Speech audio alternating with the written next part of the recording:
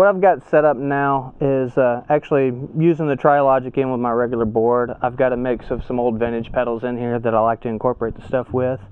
A lot of times, depending on the sessions, I may or may not be able to use everything, obviously, but luckily with my solo career, you know, I can throw in some toys that maybe not necessarily won't be used on a regular session. But here's kind of what I would use, like with the Xotic mixed in with some of the other stuff.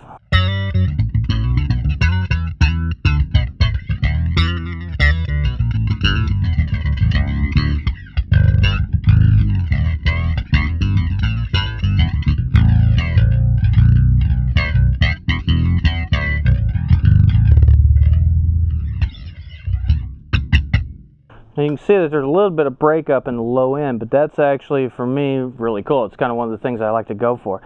That whole kind of trashy side thing when I'm going for the octaver, you know, a lot of the old school octavers tend to break up in the lower range, and it's cool to be able to actually bring that out and go for a lo-fi thing with the Xotic. What's really fun with that as well is to mix in and